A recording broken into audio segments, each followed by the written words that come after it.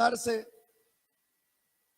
Esta mañana queremos continuar con el mensaje a las iglesias y corresponde esta mañana hablar del mensaje a la iglesia de Tiatira.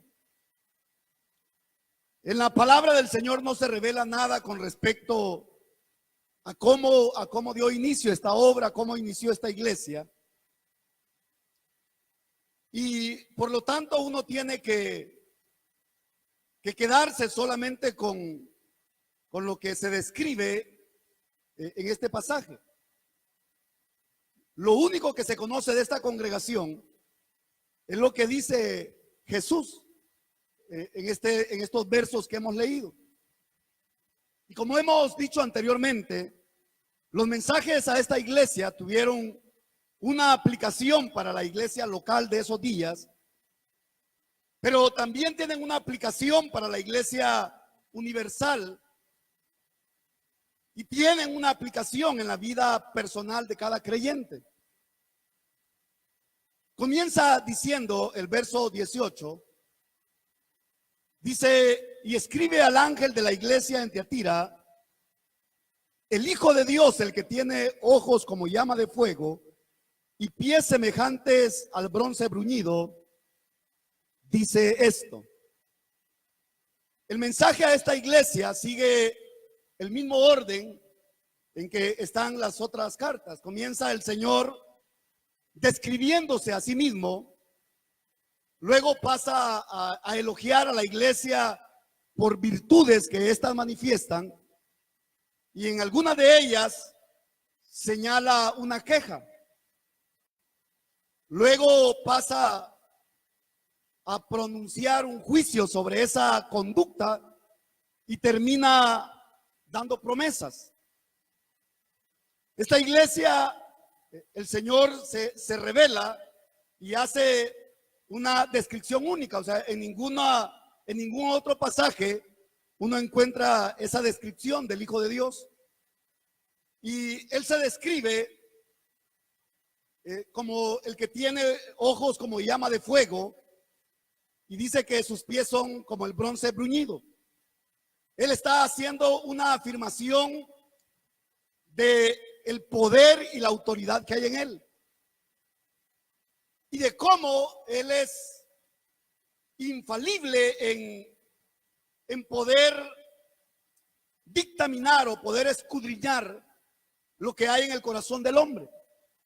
Usted sabe que nosotros los seres humanos, por ser finitos, por ser limitados, a veces juzgamos aspectos externos de las personas, o damos nuestra valoración, damos nuestro criterio por alguna conducta que alguien manifiesta, pero nuestros juicios siempre van a ser malos, porque no tenemos la capacidad de conocer a profundidad a las personas. Sin embargo, Jesús, al describirse que el que tiene ojos como llama de fuego, está hablando acerca de esa capacidad que Él tiene para escudriñar lo más profundo del ser. Y esos ojos de fuego sugieren una visión penetrante. Y es lo que el Señor siempre ha hecho. Él siempre ha dicho que Él no juzga por la apariencia, sino que Él juzga por lo que hay en nuestros corazones. Nosotros podemos estar aquí esta mañana sentados con carita de yo no fui, y hacemos boca chiquita y nos vemos hasta cariñosos. Y usted sabe, cuando uno se saluda con los hermanos, de abrazo, de beso, y la familia, que es la más próxima, dice: ojalá si fuera en la casa, dice. Porque afuera somos una miel con la gente, pero en la casa somos otra cosa. La gente observa eso, o la familia. Pero en el caso de acá, es Dios mismo quien está dando un dictamen. Y dice que sus ojos, esa mirada penetrante, examina lo más íntimo de nuestros pensamientos. A veces uno podría externamente parecer que todo marcha bien, pero cuando Dios nos examina, Él puede decir otra cosa. Cuando el Padre dio un dictamen acerca de su hijo, él dijo, cuando la Biblia habla del juicio del tribunal de Cristo, donde serán juzgadas las obras de los creyentes, el Señor ahí no va a juzgar qué tanto hicimos. Si usted parecía un trompo en la iglesia para arriba y para abajo, si usted era el primero en llegar y el último en irse, si usted fue el que ganó mayor número de almas, no, Dios no va a juzgar el volumen de la obra. Lo que Dios va a juzgar son las motivaciones. ¿Por qué lo hicimos? Si lo que hicimos, lo hicimos como una expresión de gratitud por todo lo que Dios ya nos ha dado. Si lo que hicimos, lo hicimos motivados por el amor. Si lo que hicimos, lo hicimos en respuesta a la fidelidad que le tenemos a Dios, a serle fieles a Él. Y esta iglesia se caracterizaba por eso, por tener fidelidad al Señor. Y luego dice que veía en ella su servicio. Y fíjese que nosotros podemos confundir eso de las obras y el servicio, porque uno piensa que son las dos cosas son lo mismo, ¿eh? Sin embargo, al hablar aquí del servicio, está hablando de la bondad y la ternura que los miembros se manifestaban unos a otros. Y es difícil hallar congregaciones así. A veces hay hermanos que, si usted los saludó, tal vez no de una manera tan cordial, ellos le contestan peor, ¿verdad?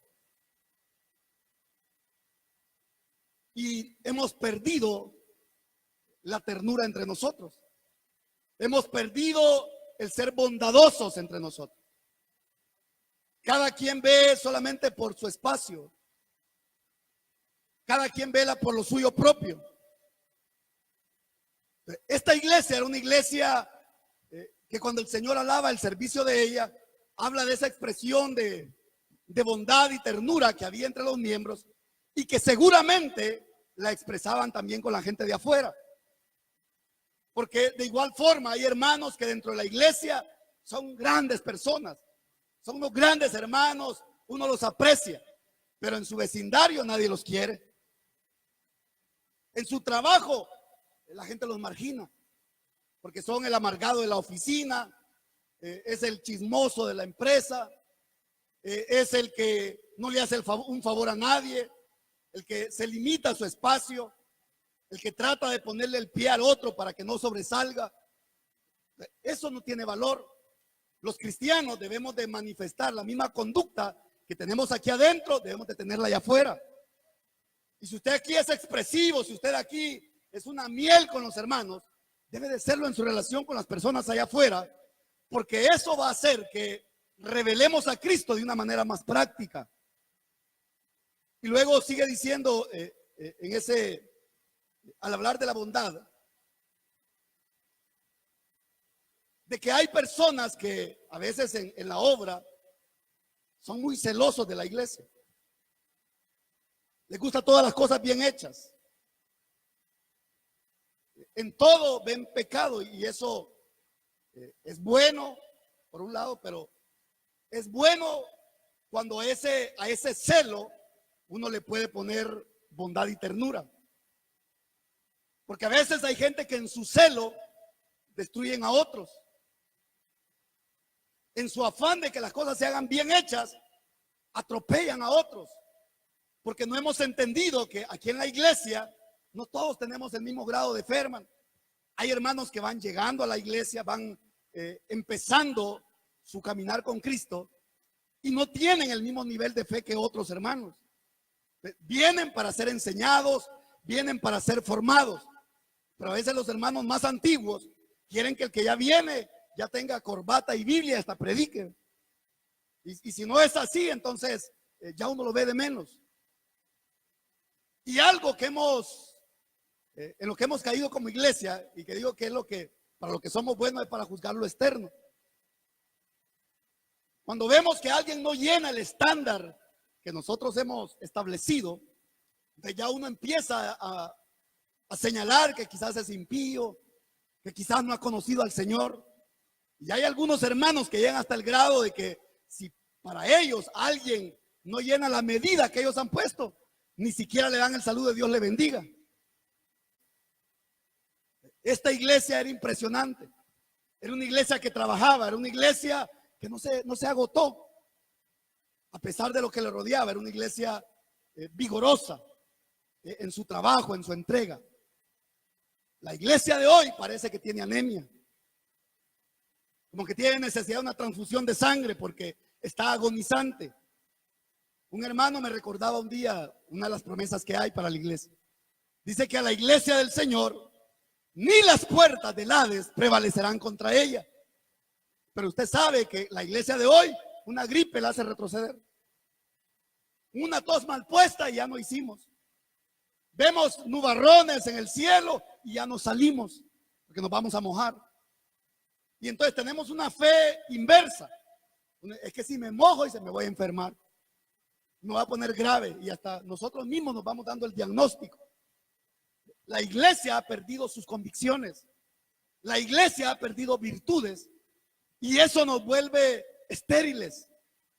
Y ahí estamos batallando. Entonces uno dice es que la gente está dura. Es que la gente no quiere nada del evangelio. La pregunta es, ¿cuándo han querido? Nunca. Desde que el hombre cayó en pecado, está muerto. Y para que el hombre resucite, se necesita un milagro. Y para que ocurra un milagro, Dios quiere tener un agente vivo en esta tierra. Y esa es la iglesia. Pero si la iglesia misma ha perdido su convicción, ¿cómo vamos a lograr impactar a otros? Es casi imposible. Necesitamos volver a esas virtudes de la iglesia. Y cuando usted cultive virtudes en su vida, se va a dar cuenta qué fácil es servirle al Señor. No cuesta. Uno nunca pone excusas ni pretextos. Uno quiere ir y uno quiere hacer más, porque uno sabe que vale la pena servir a ese gran Dios. Lo otro que el Señor señala,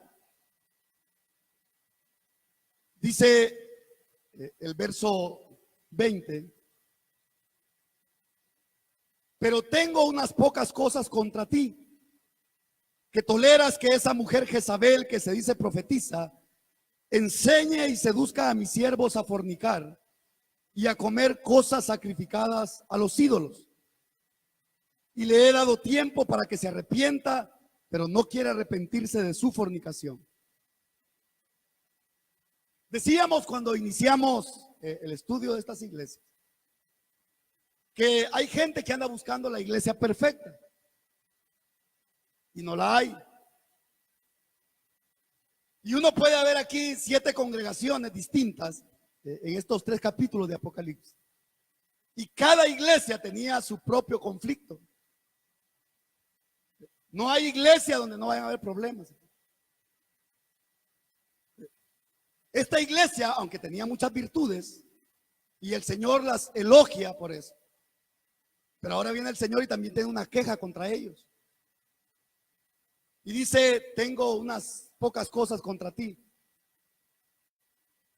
Y señala que hay un pecado en la iglesia. Y el pecado de esta iglesia consistió en el hecho de no protestar contra esta mujer que el Señor menciona ahí. Que el Señor la llama Jezabel, pero la llama Jezabel, tal vez no se llamaba así la señora esta, sino en referencia a Jezabel del Antiguo Testamento, la cual se casó con un rey de Israel. Y al casarse con el rey, esta mujer que era pagana, comenzó a introducir en la nación de Israel el culto a Baal. Entonces Dios llama a esta mujer Jezabel, quizás dando la idea del carácter de esta primera mujer, de la influencia que ella llegó a ejercer con respecto a enseñar a la nación de Israel a prostituirse en el culto a su Dios. Dice que esta mujer, dice, enseña y seduce. Ahora, ¿qué es lo que enseñaba esa mujer en la iglesia? Lo que esta mujer enseñaba en la iglesia, o la doctrina que se estaba infiltrando en la iglesia, era el rebajar el estándar de la separación que debe de haber entre la iglesia y el mundo. La iglesia no es mundana por la forma en que se viste, por la forma en que celebra su culto, sino se vuelve mundana por los valores que practica. Lo que hemos recibido, hermanos, es un tesoro. Y tener una palabra como la que tenemos es una bendición. Y yo les he dicho a ustedes, nosotros aquí no hacemos locuras y esperamos no hacerlas. Aquí no es que un domingo tenemos domingo loco, el otro domingo medio loco. No. O que hoy creemos una cosa y mañana otra. Y que yo predico una cosa y luego viene el hermano Álvaro y contradice lo que yo prediqué. Y que es una competencia. Gracias a Dios no. Pero si algún día usted encuentra algo extraño en la palabra de Dios, pero de ahí que alguien lo vio mal, que le sacó la lengua, esas son niñerías. Si alguien le sacó la lengua, con amor, vuélvase a meter ahí para que no la ande sacando. Si alguien le hizo visco ahí con los ojos, enderécele la cabeza para que se le quite, pero esas son cosas que se pueden superar.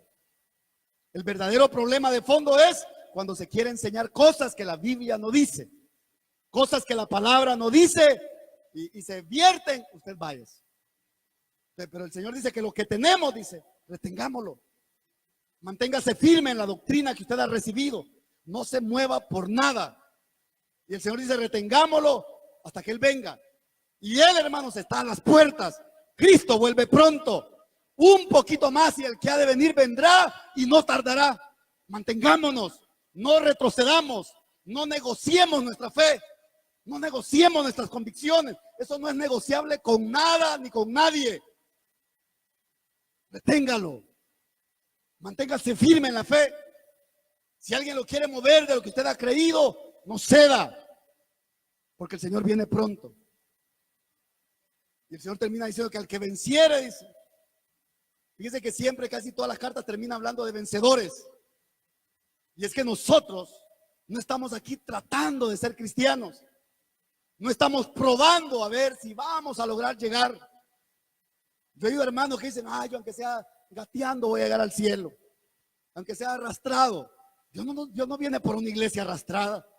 Dios no viene por una iglesia que está luchando. Él viene por una iglesia que es más que vencedora. Una iglesia que ni las puertas de la muerte pueden prevalecer contra ella. Una iglesia triunfante. Por esa iglesia viene el Señor. Y Él siempre habla de eso. De los vencedores. Así que usted no esté creyendo que tal vez logre llegar. Vamos a vencer en el nombre del Señor. Y vamos a llegar en victoria. Y un día veremos cara a cara a nuestro bendito Salvador. Y cuando le veamos cara a cara, nos postraremos para adorarle por los siglos de los siglos. Amén. Cuidémonos como iglesia. Examinemos constantemente nuestro corazón, que nada se filtre. Y cuando algo anormal esté ahí, sáquelo, hermano. No lo ande arrastrando. No deje que se filtren cosas en su corazón que lo van a terminar destruyendo. Tengamos cuidado con la enseñanza, con lo que oímos. Y siempre el Señor termina diciendo, el que tiene oídos para oír, dice, que oiga. No lo que el pastor dice, lo que el Espíritu dice a las iglesias. Y dice que es bien interesante que no dijo a la iglesia de Tiatira, dice a las iglesias. Nosotros no existíamos como iglesia, pero el Señor ya sabía que íbamos a estar. Y el mensaje es para nosotros, para que cuidemos nuestro pensamiento, cuidemos nuestro corazón y que procuremos que la palabra que hemos recibido, atesorarla, que no nos entre por un oído y nos salga por otro, sino que lleguemos a ponerla por obra. Y que el día que el pecado toque a la puerta de nuestro corazón, lo resistamos. Y el día que el pecado se disfrace de otra manera para seducirnos, sepamos reconocerlo. Y que no nos demos libertades, hermanos, que nos destruyen. No se den libertades de ningún tipo. Porque cuando uno empieza a darse cierta libertad, termina en libertinaje. Cuando usted empieza a abrir la puerta, tenga por seguro que la va a abrir por completo. Y uno se encuentra personas que militaron en el evangelio y hoy creen locuras. Yo me he encontrado hermanos, bueno, eran militantes de la iglesia y hoy son testigos de Jehová, mormones. Y son de otras corrientes. Me encontré uno ahora ahí que me dice, usted me dijo, ya creen, ya ve, me dijo. Ya ve que ya se arruinó, le dije. Porque andar creyendo otras cosas. Andan agarrando cualquier cosa y entonces ya anda con un gorrito en la cabeza y que hoy es judío y que lo que no es judío no va a entrar y que un montón de locuras. Y uno dice, este nunca creyó, nunca tuvo revelación de Cristo. Pero aquel que ha nacido de nuevo y ha sido sellado como propiedad de Dios, manténgase. Sea celoso de la palabra. No ande creyendo cualquier cosa. No importa quién la dijo, hermano. La palabra es la fuente de autoridad para nosotros. Y nosotros debemos de ser esclavos de la palabra y no de nadie más. No, es que queremos al pastor. No, es que el pastor es aquí, el pastor es que dice la palabra. Y ahí manténgase. Ame la palabra, valórela, estúdiela.